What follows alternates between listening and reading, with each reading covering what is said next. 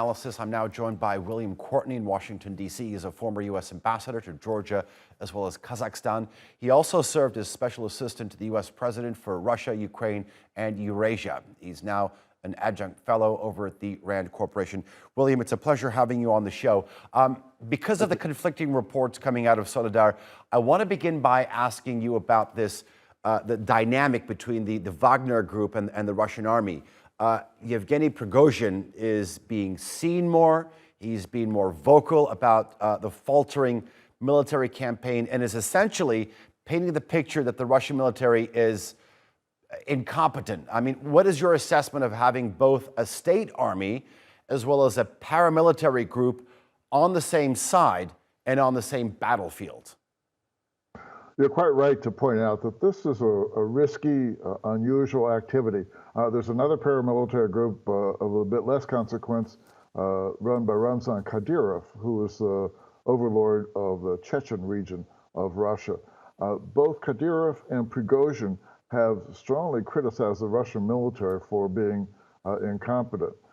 It's unclear why Gerasimov, who really is not a particularly competent general, but is loyal to President Putin, has been put in charge like this.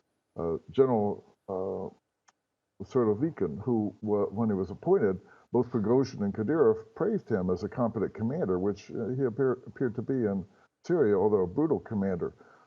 Now it looks like that the Kremlin is under pressure from Prigozhin as well as Kadyrov.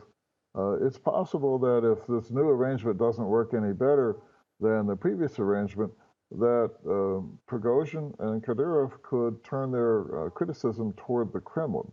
Thus far, they've only criticized the Russian military. But if things don't get better, Putin and the Kremlin leadership could be in the line of fire. I want to ask you about that. I mean, if Kadyrov and Prigozhin sort of turn their crosshairs in terms of their criticism to the Kremlin, how much of a liability is this for the Russian president? It's a significant liability. There are other concerns. For example, the call-up of an additional 300,000 Russian soldiers in the fall was very unpopular. There are rumors in Moscow that an additional several hundred thousand will be called up. That would be unpopular as well. The economy last year went down a bit, but this year is likely to go down more. Living standards have been falling ever since the first Russian invasion of Ukraine in 2014. So the Kremlin is coming under increasing pressure. William Courtney, thank you very much for joining us here on the NewsHour. I do appreciate listening to your analysis. Thank you very much, sir.